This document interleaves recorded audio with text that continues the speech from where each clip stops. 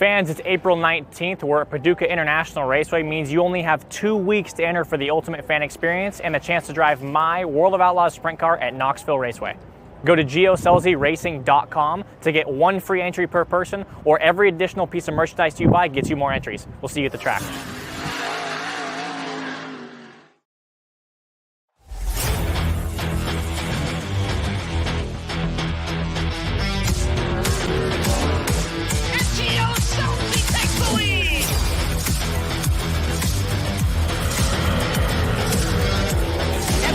California, number 18, Hot Sauce Giovanni Scelzi.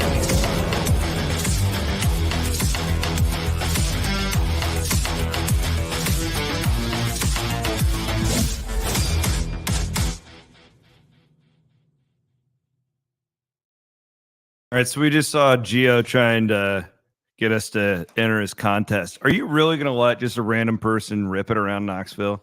Like, what are the limitations here? There's got to be...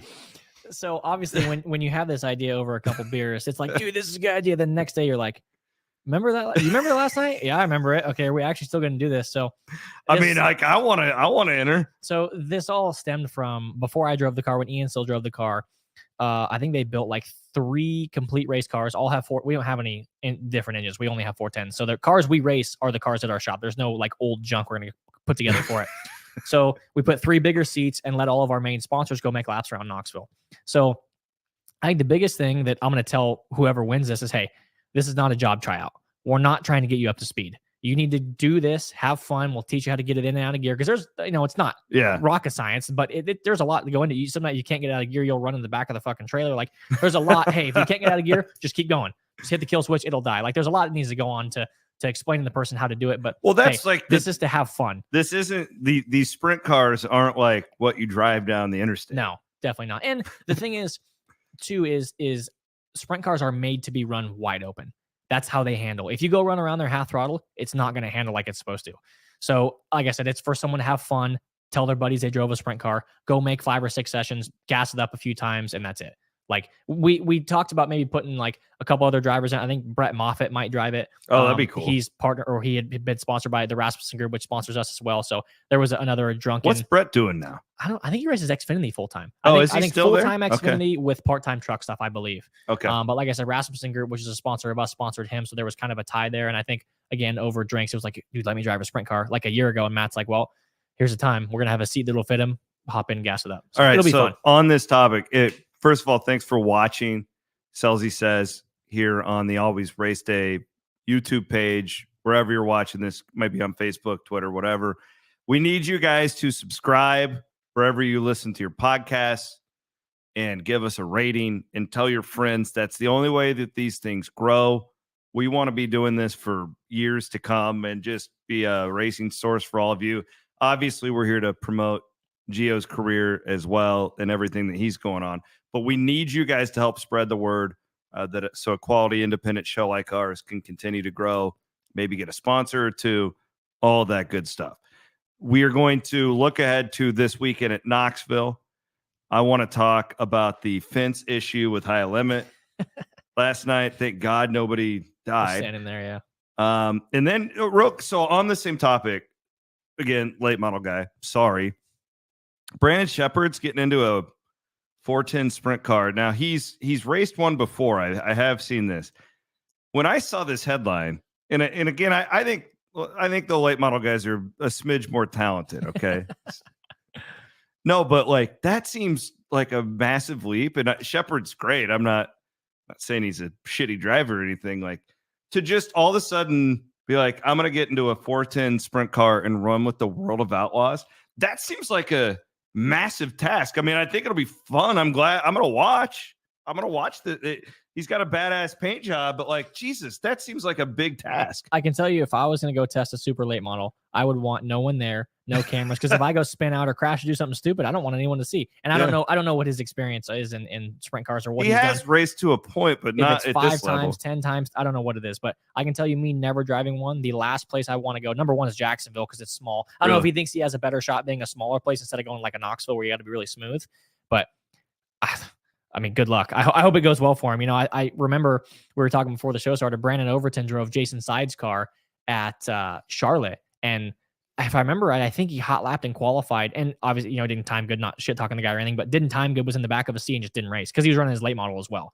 So again, I think it's one of those things where it's like, hey, just come run my sprint car at World Finals. Okay, cool. Then you get in, you're like, oh fuck, this is a lot harder than I thought it was going to be. But like I said, I wouldn't want to go just jump in the deep end at an Outlaw show for a late model race. Yeah, I was going to ask myself you that same question. Like, for a guy like that, do you think it would be easier to be on a small track? Or, I mean, all I've done is play the video games, and Knoxville seems a little tougher, but man, like, I mean, you're going slower, so that's something. And the wings aren't going to be as dependent. The handling, though, it's going to have to be completely different. I mean, wing car, you're going to lay left. The late model, you're going to lay on the right rear. The left rear moves forward. Like, I don't know of any similarities other than they have 2 pedals and a steering wheel, and they race on dirt. That's about it.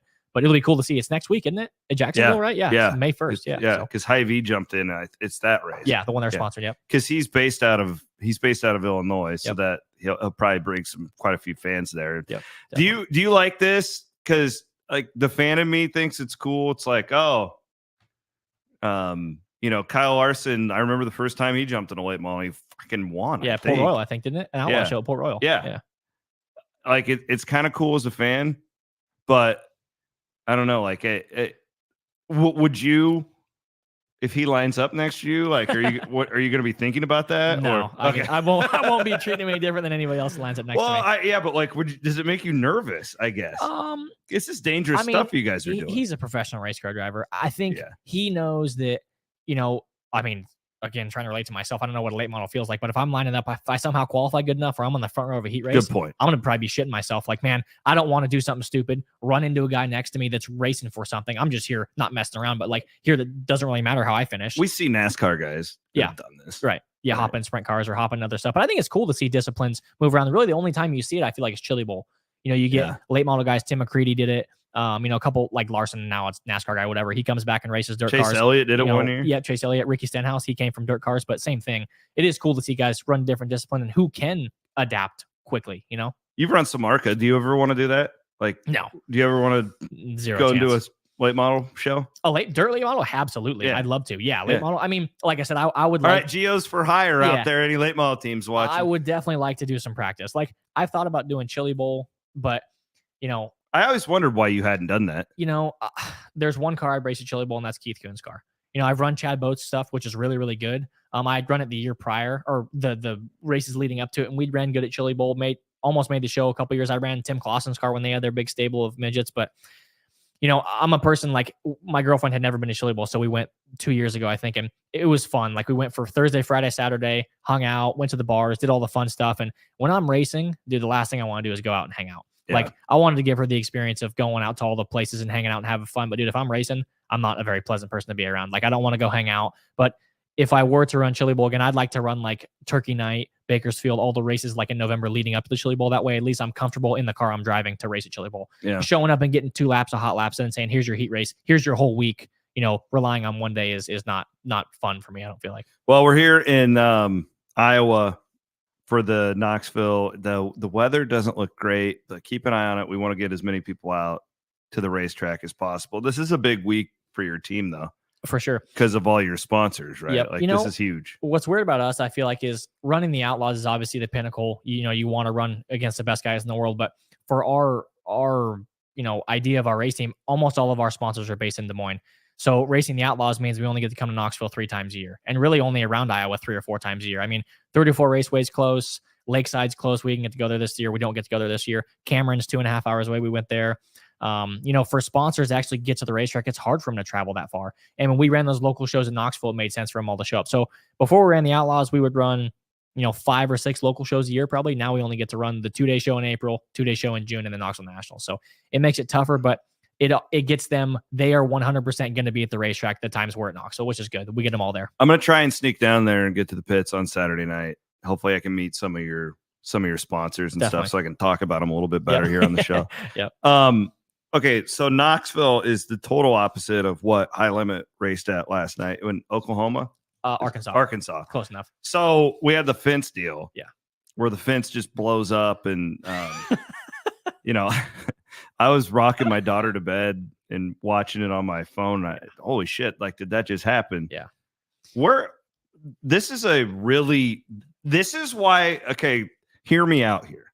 But this is why I told you and your brother and whoever will listen, like the charter thing doesn't make sense at this level, because like this is the problem where that's a professional racing series that was there last night. But in what we are all trying to do here, and it's the same with the Outlaws, it's the same with any of my late model series, where we have like professional level drivers, professional level teams, but there's not necessarily professional level infrastructure everywhere we go. And we see that last night. So like, because I think it's critical that you guys are racing at these grassroots places and not just Williams Grove and Knoxville. I agree. And, Port Charlotte. Royal, wherever, Port Royal. I think it's critical. But there's also like high limits getting a lot of shit today. Why would you bring your series to this track where the fence could just explode like that? The best part of this? There's a 2-day Outlaw show at that place in October. Is it really? Yeah. See, so it's not just a high limit thing. And man, that's I'm so torn between, I'm always going to side with the Outlaws. I chose the Outlaws. It is what it is. But I think there's a fine line between, like you said, okay, we're a professional series now. Outlaws, whatever, they're both professional series. There's no question. Outlaws, we're only going to go to, like you said, Texas Motor Speedway. We're going to go to Port Royal. We're going to go to all these big racetracks. We're only going to run 2-day shows. But I feel like forever for promoters, the only 2-day show at the same place we've had this year, I think, is Peevely. I don't think we've gone anywhere else the same day, 2 days in a row. But for Peevely, they used to give the promoters a break on the purse Friday to Saturday because less people are going to show up Friday if they can go Saturday. They're off work, whatever. Yeah.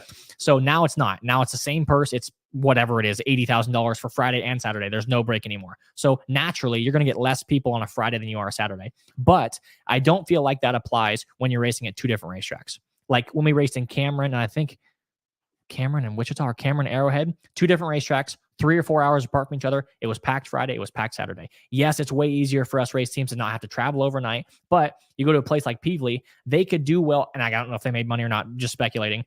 Okay, Friday, we could get a little bit of a break on the purse, whatever it was, $10,000 less. Yeah, it sucks for us. We race for less money. We're racing the same cars for less money Friday, but whatever is with this. The promoter has to have those, races Friday and Saturday. And it makes sense for them to have Friday, Saturday. Now you go Friday, there's 3,000 less people Friday than there are Saturday, but you're paying the same purse Friday. So is your Saturday profit making up for your loss on Friday? So that's where I do I want to race Knoxville every weekend? Yeah. Do I want to race these great facilities with infrastructure and fences? I think there's a fine line between going to quote shitholes. We all call everywhere shitholes, but going to these tracks like the Ditch, which, for example, Elma, Washington, I think it's in Washington. I can't remember what the hell these states are. The facility, pretty shitty. Like there's a barn out back. We're parking on horse manure, horse shit. Like it's a shitty racetrack, but the surface is awesome. So where do you draw the line of, man, I want to race at Elma, but the fence is kind of rickety and this other stuff. So it's like, where do you draw the line? Nothing ever matters till someone blows out of the fence and crashes in the trees and gets hurt. It's all fine till then. That's just part of the problem with the conversation around sprint car racing though. And this is where, as a media guy, sprint car people have always driven me nuts, even though I love y'all. I've had this conversation with Terry McCarl a million times because he was always my guy when I was covering it that I'd call because Terry always wants to talk. He will show his mind, or he will speak his mind. He will tell me, he will give me insight. That's what I wanted. Right. But like you guys get, not you guys, just sprint car people get so defensive because of that. Right? Yeah. Right? Because it's like, oh, nobody talks about us until somebody dies. Yep. And now you're going to come. It's same with this deal last night. Right. We're racing at facilities where that could happen. What? 3 out of 10 tracks where, something like that could happen, but nobody cares about it until we see it. Right. You look at Knoxville, look at Charlotte, look at Eldora. You rarely see people get hurt at these facilities because they have the right safety crews, number one, and they have the right fences. I mean, I've seen some of the biggest crashes of my life at Knoxville. But they have the right guardrail, tall guardrail where it flexes and moves. It moves 2 or 3 feet when you hit it hard. But again, to fill a 90 race schedule or 80 race schedule where we race at 30 different racetracks is hard enough to fill with tracks that are capable of having Outlaw show. Now you throw High Limit in there where they're taking some of the tracks away from the Outlaws, or now like Thunderbird.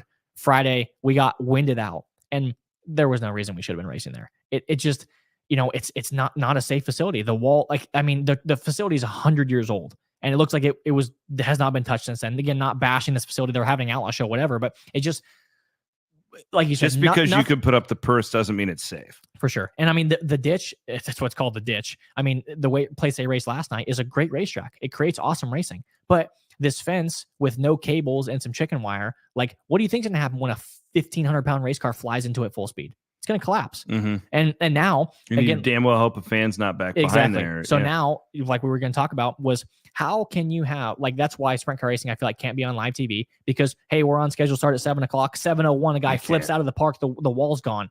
What do you go to now? You're going to show commercials about Ozempic the whole time? Like, what do you show? You go to commercial break the whole time? I mean, you can't have anything on the racetrack. That's where I feel like NASCAR is a little bit more controlled, because number one, they never have to work on the racing surface unless they're cleaning oil off of it or something. I mean, if our track, like last night too, for the heat races, we had to pull group number 1 on. They hot lapped for 2 hours.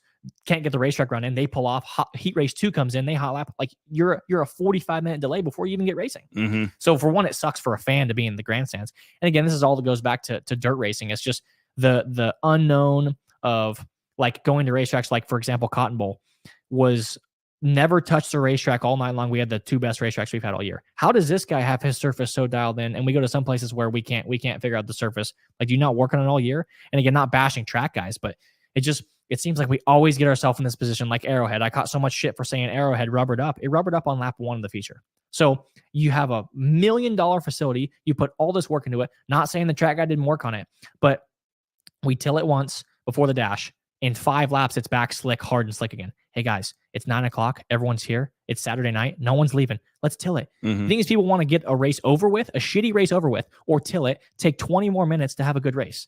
Just take the time to do it. Always have the good race. Yeah, I don't know, man. It's frustrating. And then when it happens, we're all like, oh, well, it rubbered up. What now? No one has the answer. Guys, we race on dirt. We do this. Like, have some control. And both series are guilty for it, not having input in their racetracks. How do we go here, like at Paducah?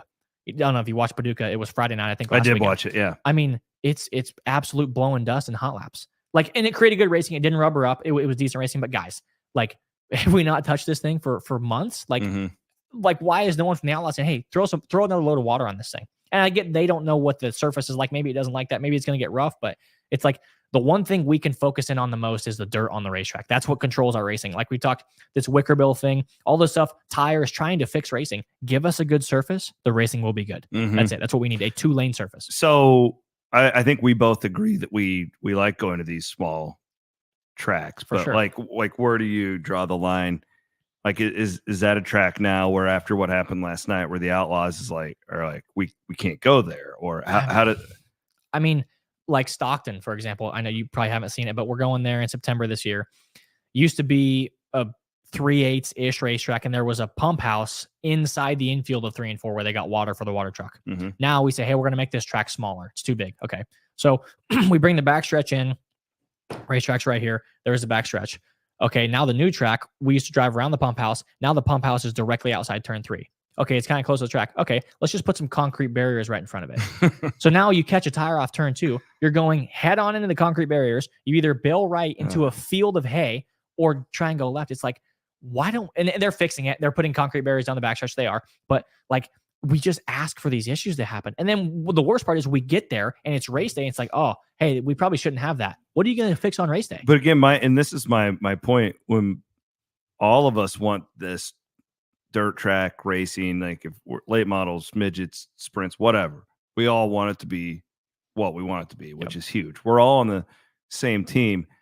But I've been to enough of these tracks, and you've been to a million more than me, where it's just, there's not enough infrastructure. There's not enough full-time employees. There's not enough, all this stuff to make it happen. So while our aspirations in there, and what's great right now is that we have the streaming, right? So like, we can watch every event. It doesn't matter where High Limit was last night. You and me were going to be watching 100%. Yep. I haven't missed an Outlaws race. I was sitting in Boston covering the Sweet 16, watching you from press row, right? Like, you could watch it from anywhere, but it just brings more attention to it. And like, with the growth of the eyeballs of the sport, and is hopefully more money is coming into the sport. The money isn't necessarily going into the infrastructure of these tracks, which is part of the problem. But without going to these tracks, you're not going to have as many eyeballs. So it's a real catch-22. And not to sound so pessimistic about all the racetracks being terrible, there's no question both series have been more organized. Their shows run faster. Our shows, I don't know if we have a show done later than like 10:30, other than when it's the lights fast went this out. year. Like it gets done early. We're doing a good job of that. There's a lot of things the Outlaws and High Limit are doing really well that I think is sometimes overlooked by the fence getting blown down last night. Hey, which is very rare. very rare, very Right? rare. Like it's not. And that's where sprint car people get so mad, Right. Because it's like, well, you only point this out when something bad happens, and I get it. Yeah, but thank God no one was hurt. It was all fine. Like we and Yep. they fixed it. I figured it's gonna be an hour delay. They fixed the fence pretty quick. But Gio, that clip got tossed around on Twitter, Yeah. and then you got NASCAR media coming in and talking down, and then everybody gets pissed off. Like I've seen this cycle for the last 15 years. Yep. And I don't know. I think the worst thing that could happen though is that we don't go to these places. Yep, like I agree. If it's the sanctioning bodies and they're not going to put up more money to help the tracks, but I don't know what the answer is, but like my whole point is none of these series, none of the two big late models, none of them are big enough to just say like to flip off the little shitholes, like to use your terminology, right? Well, those people are important to the growth of the sport. 1000%. And I think with the ditch, I can promise you this Tuesday or coming up the Outlaw shows in October are the most fans they will have at that racetrack without question. It's their biggest shows. Yeah. So, all right, I'm High Limit. I'm the Outlaws now. I'm going to call the guy at the ditch. Hey, you guys need a new catch fence for your racetrack, or we're not coming there in October. This guy's going, well, shit, I just profited 30,000, whatever number, pull it out of your whatever. I profited 30 grand on this High Limit show. I did awesome. Hey, we need you to put $100,000 catch fence up at your facility. Otherwise, we're not coming. So guy goes, all right, I'll find a way to do it. I'll put a brand new catch fence up. Hey, October, 2 nights rain out. He really doesn't need a catch fence for his modifieds. I know they race sprint cars there too, but you probably don't need it for your local racing. Shouldn't say don't need it, but you're not going to have a 410 catch a wheel and fly out of the fence like you are a 305 or a 360. Mm-hmm. You might, but you probably, the chances aren't that high. But you ask a guy to put this money in the infrastructure and fix his racetrack really for only 1 or 2 events a year. Yeah, this isn't NASCAR with the foam walls Safer or barrier the stuff, safer barrier stuff where it's like, hey, we're not going to bring 100,000 people here. And plus NASCAR, there's like NASCAR owns the tracks and then Speedway owns the track. You know, it's not, you don't have these like random fair boards and stuff like that you're working with. With the Outlaws organization, as far as I know, Carlton Reimers is the only guy, and he wears a million hats. He's the only guy that's going to spend time to actually fly to these facilities. He's at every race too. Go to these facilities in the off season or whenever he can, look at them, say, hey, we're going to make these changes here, make these changes there. And the guy might tell you everything you want to hear. And he has 80 other races to worry about. You go somewhere in January, hey, we're coming here in May. We're going to have this fence on. Yep, no worries. We get there. It's not done. What then? You've already sold all these tickets. All these people are already here. You're not going to race? Hey, let's hope nothing happens, And that's when the shit happens. That's when someone gets hurt. It sucks that I feel like these problems are preventable, but somehow we get in the same position where we're waiting before the feature and we're looking at rubber, or, we know it's going to rain and we still schedule races. Just like, man. And again, that drives me nuts. They are learning from their mistakes. Like this weekend, what are you going to do this weekend? Looks like shit both nights for rain. Hope Saturday looks better than Friday. Yeah, I think we'll go Saturday. But man, it's like you put all this infrastructure, and that's why it's so risky promoting a race as well as the Outlaws. Like it's tough to have a local track bank on their big event that year, and it gets rained out. Let me ask you something. I was thinking about this. I was watching Formula One in China last week in the sprint race. Are you familiar with those? Could we bring those into sprints, or is it like if you get torn up that we don't not everybody's got a backup car? I was just wondering. I was thinking about that. It's a good question. Like, especially after like a rain out. Let's say we rain out on Friday at Knoxville, but we want to award points. I know you can't do another full show. Like there's got to be purse money and all that stuff to think about. But like, so I think is there something we could do that? I think how the rules are with the Outlaws is, I can't remember. I think it's all at the bottom of it. It says at the Outlaws' discretion, so they can kind of choose whatever they want. But I know 2017 or 18, I believe, they're racing in Deer Creek, Minnesota, or Deer Creek, Wisconsin. They got like 4 or 5 laps of the feature in. It rained. They came back and finished the feature. So I don't know if that's something, interesting, or if a whole show gets rained out. Normally it's a wash. Like we have all these Sunday rain dates, but we're racing Sunday or Saturday at Knoxville. Okay, Sunday is a rain day for Knoxville, which I'll never race on a Sunday, I don't think, unless it's like the Cappy or something. But you got to be in Ohio or whatever the next weekend. These teams already have plans to go somewhere else. That's why it's so hard to do a Sunday rain date. Yeah. Unless you're in Eldora where everyone's already there. I mean, we've raced till 2 or 3 in the morning at Eldora because there's nothing else around, and we're all going to run those races. So I don't know. That'd be something. That'd be a question for the Outlaws. Like, is there ever? You need to get me hooked up. I want an outlaw, just me and I him need someone one-on-one with authority. Yeah, one-on-one, because I got a lot of questions I need answered. Well, okay? they're all in town, so might have someone sitting across from us if you want to. That'd be great. No, sometimes I just like, because again, like I'm more interested in the business side. What did you call Johnny Gibson? Johnny Wilson. Johnny Wilson. Johnny Wilson. I asked him if he'd come on. He said yes. So I love that. He's my hero, man. Johnny Wilson. Even though I didn't know his name. That's all right. I knew who you were talking about. Yeah. I don't know why I called him. There's a Johnny Wilson at somewhere in my life. Okay, so we got past Brandon Sheppard. I wanted to talk about the fence high limit. It does feel, and you tell me if I'm wrong, or maybe this is just the media guy and me trying to start shit. Feels like we got a few more rivalries in the sport this year. It definitely seems that way. Gravel and Buddy. I think you and Alan were going at it on Facebook. Yep. You look at the World of Outlaws. There's, I don't know, 12 full-time guys, I think 12, 13 full-time guys. The top 7, 8, 9, whatever, 8 of us are pretty much 1st through 8th most races. We all seem to find our way to the front. So when you're racing the same guys every weekend, chances are you're going to run into them at some point. So you think this is indicative of the series split? A little bit. I think the Buddy and Gravel thing, it's hard to say because I think Gravel is the obvious heir to the throne, right? Like he's the next guy to be the champion. He's been second to Brad X amount of years. So I shouldn't say he expects to win the championship, but he's the favorite to win the championship. Won a Knoxville National. Exactly. Was won a national open. I don't think he's won a King's Royal yet, but has won all the big races. He's the next guy to be in line. So I think when him and Buddy apologized for the deal at Peevely, he drove right in the side of him. There's no really excuse for that. But the stuff at Paducah, I think now Gravel was so upset about that with the 83 car. Now, I mean, Buddy could sneeze and it's going to annoy Gravel. So I think, I watched him run across the racetrack. I watched the replay. Yeah, Buddy slid 2 guys in one corner. He cleared them. They came down, ran into each other. He spins out, whatever. The same thing. Gravel slid 2 cars in one corner. They all came out okay. So, is it a product of the racetrack being banked at 90 degrees and where it's hard to stay up on the banking off the corners? I mean, you're literally running down the straightaways like crabbing backwards because it's so banked, trying to stay up on the racetrack. So sketchy racetrack, intense racing, but when there's really no bottom like that, you have to pass with a slide job. There's no option to do anything else. So again, Buddy's been fast. He's been pretty much as fast as Gravel the last 5 or 6 races. So, like I said, anything Buddy does now where he gets close to Gravel, he's going to think it's an aggressive move. It's how it's going to be. There's a guy that you pick out that you don't like racing against, and that's Buddy right now for Gravel. Well, you mentioned it with Gravel, and when he went out the other night, it just it makes everything so much more interesting, right? Because it's like, oh man, because I'm a Geo fan, I'm like, oh, we're gonna get points, Yep. And I think I don't remember what it was on, but Brad, I don't know if it was on his podcast or what. Brad Sweet had mentioned that I think Dylan Mulch asked him if he thinks the racing is more aggressive in the high limit racing, and he's like, yes and no. I think he said he does think it is more aggressive, but he also said that I thought was interesting is running the Outlaw Tour. Everyone always has the points in the back of their mind. So yeah, you're going to race as hard as you possibly can, but if that door is kind of closing and I'm running 5th, do I need to really crash to try to run 4th? I mean, if you're racing for a win, you're going to race hard, but excuse me. Corey Day's done an incredible job. So has Tyler Courtney. These guys have both won championships before, but it seems like they're racing with, I'm going to win tonight's race. That's all I care about. And Brad has won Outlaw championships. He's leading the points right now. Has he been the fastest car every night? No, but he's in the head of the points. Are you more of a points racer than you used to be? Or is that like an insult for me to even insinuate? I've still done dumb shit this year, and put myself in bad positions and gotten away with some of them.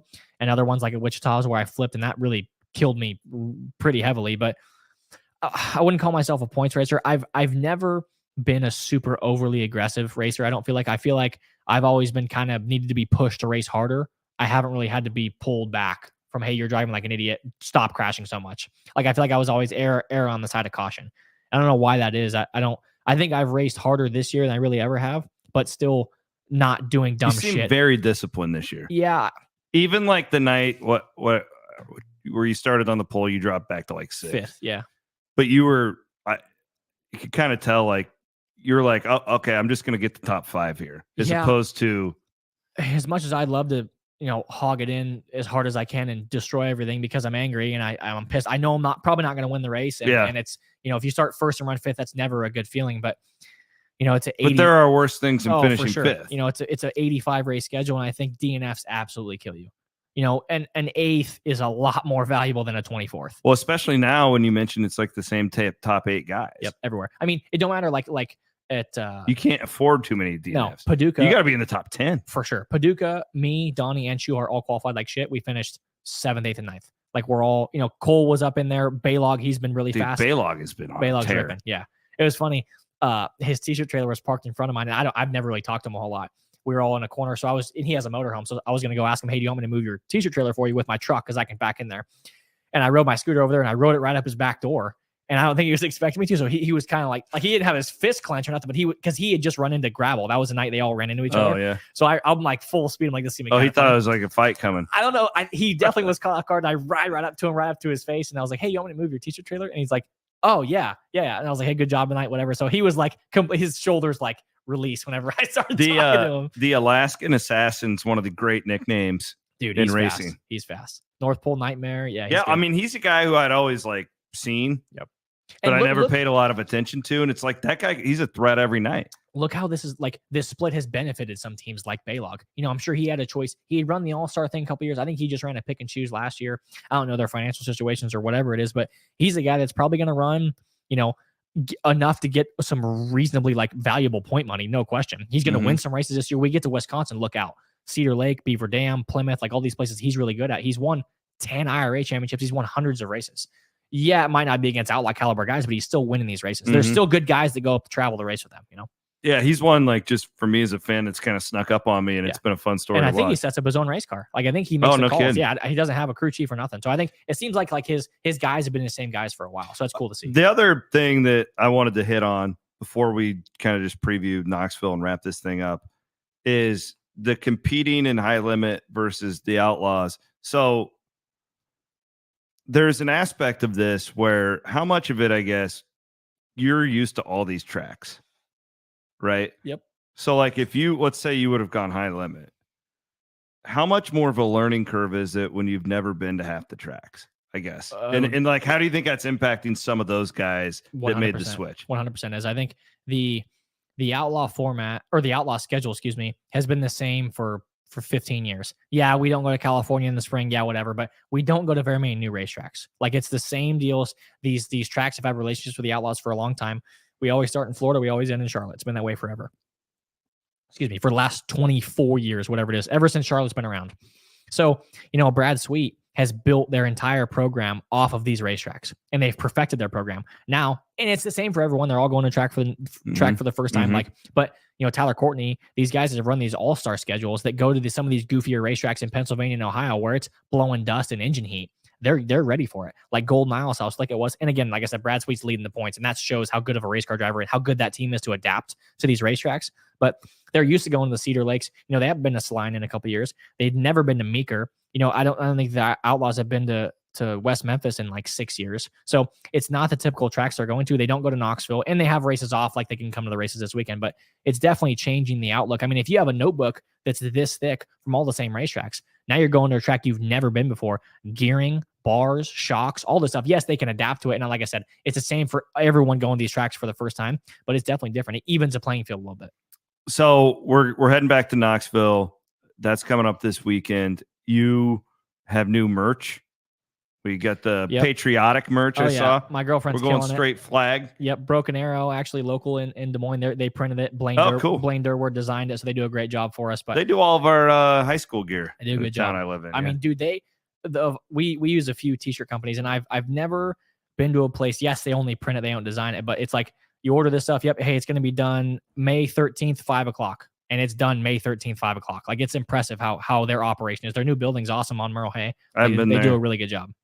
Well, get out to the track this weekend. Again, I'm going to try and be out there on Saturday. That is my plan.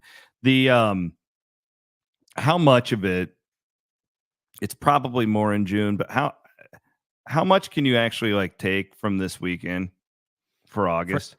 I mean, if anything, man, it feels like a stretch, but when's the last time you saw a local guy win the Nationals? For whatever reason, you could say the Knoxville Nationals racetracks. Brownie's the only one who's ever in the hunt.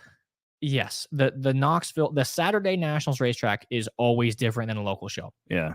The last years I can remember, they've always tilled the racetrack.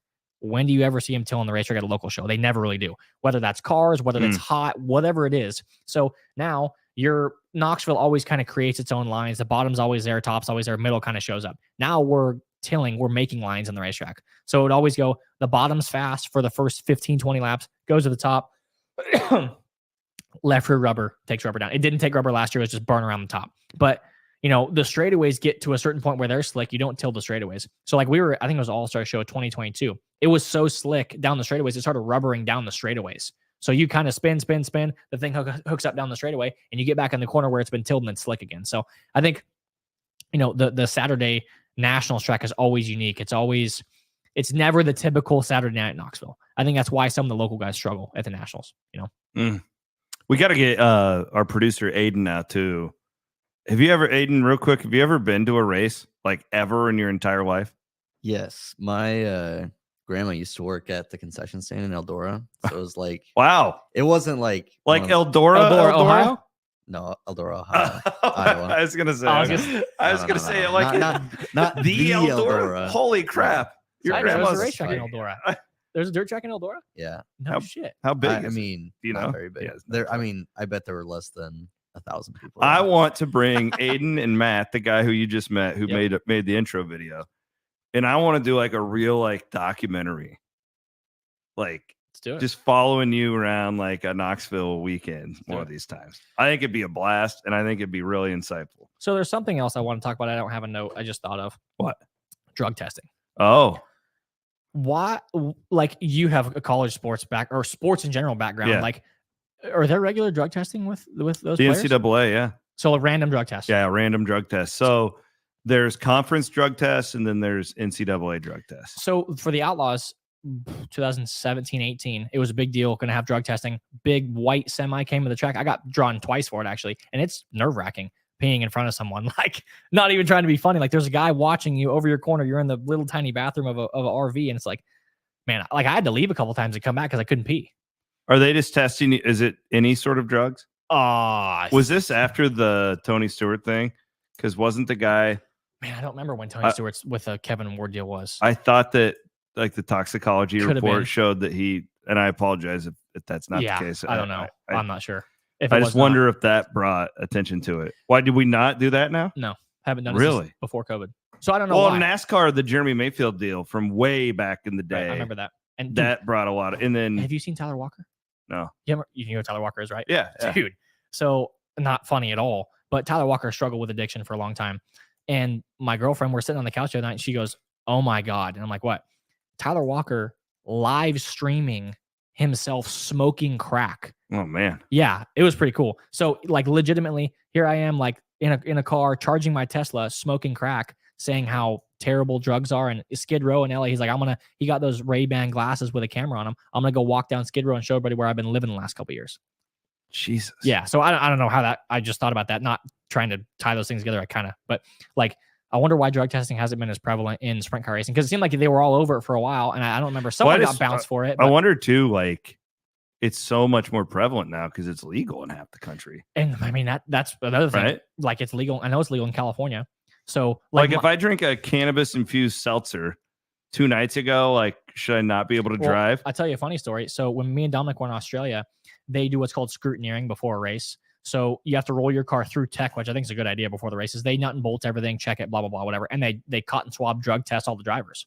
So it was our first race, driving for this Craig Wormwell guy. I'm working on the car. I'm like 16. Dom's driving it.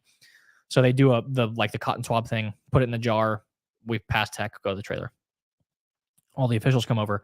Hey, you mind doing another drug test? Your first drug test came back all fucking wonky. Okay. Dom swabs it, put it in there. They walk off, come back.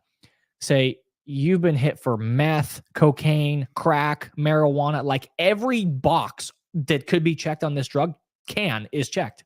And me and Dominic are laughing. We're like, are you fucking kidding me? Yeah, I just got done ripping a line of heroin or whatever. It's like, so Jesus. They check him again, and Dominic's like, do a blood test. Like they were not gonna let him race. He's like, dude, I'm not on drugs. Like, so they let him race that night. And so they're like, hey, you need to do a drug test next night. Like, get this shit cleared up. Like, we might need to do a blood panel on you. Dom's like, I promise you, I'll do whatever. Like, I am not on drugs. So they're like, we must have got these bad tests. But turns out poppy seeds are in honey mustard, I think. So Dominic had eaten, like, Subway was the only thing we could find to eat down there because we were in the middle of nowhere. Get the honey mustard And melt. he had the honey mustard in Subway. And I guess the poppy season honey mustard, like, make the drug test go messed up because he ate them every day he got drug tested. He ate a fucking Subway sandwich. Wow. So it said he did meth and all kinds of other shit. You mentioned Skid Row. You want to hear a funny story? I'd love to, yeah. Okay, so God, Iowa guy here. I'm in LA for a buddy's wedding, and me and all my friends got a Airbnb in downtown LA. Yep. How long And, ago was this? 5 or 6 years ago. So not that long ago. No. Yeah. 5 or 6 years ago. And we're on those like Lyft scooters. Yeah. And we're going to the wedding. But the thing is that I didn't really realize this, but if you're intoxicated on a scooter, you can still get a no WI. Mm-hmm. Like I didn't know that, but whatever. I didn't get pulled over. It wasn't a big deal. So me being the polite Iowa guy, I'm actually like abiding by traffic laws and stuff like that, and not just running red lights like all my friends are. Yep. Going to this wedding, and I lose track of all my friends. So it's just me, and I don't have the address to the wedding. I don't have it anywhere. These guys have it. They get there. I'm calling them. I'm having service problems, whatever. And I'm probably about a 12-pack deep. I end up in Skid Row. Fuck, that's not good. No. So just Crackhead Central. I'm literally like in a fucking custom suit, shaved You head. didn't get mugged. I got lucky because somebody on Skid Row was like having a heart attack, and there were actually like authorities around and stuff like that. I drove a Lyft scooter down the middle of Skid Row.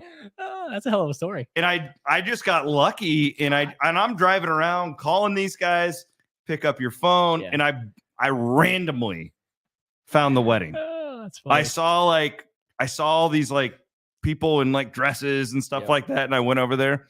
That Skid Row thing is for real. Yeah, Like 100%. I've been up close and personal, and it is no joke. See, I tell you what, like, It's really sad. again, kind of getting off topic here, but That's like all right. growing up in California, you know, obviously crime rate, like Iowa's, I feel like a pretty safe area. You know, where I live in Grimes, you live here. Like you're probably not going to get robbed like in broad daylight, like you would some places, LA, San Francisco, whatever. But I've gotten so bad about leaving my keys in my truck, Oh, not God, yeah. locking it. Like, dude, if I was in California, it'd be long gone.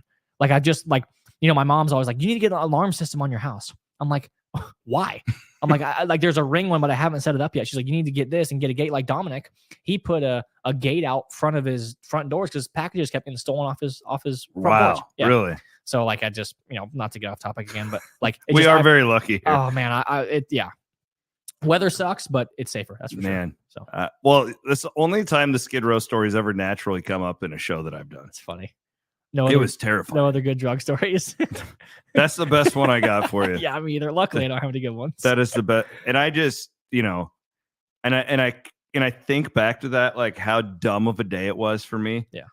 Because I would have been in the slammer, Right. you know, Yeah. like I had Not no good. idea. I thought it was like riding a bike, That's funny. and it is absolutely not. All right. Well, speaking of that, go out and support Geo sponsors. Yep. Yeah. Get out to the track this Yep, weekend, definitely. buy some merch. He's got new merch at the stand, which will be out there, and hopefully we can get at least one day in. Yep. I We're think parking we it will. today, so it'll be ready. Okay. Hopefully it doesn't rain. I'll have to go get it. But yeah. it'll Yeah, be I there. think we'll get at least Saturday, and that's the hope. All right, he's Giovanni Scelzi, third in points right now. Let's hope have a good weekend here in Des Moines. My name is Chris Williams. We'll be back in a couple.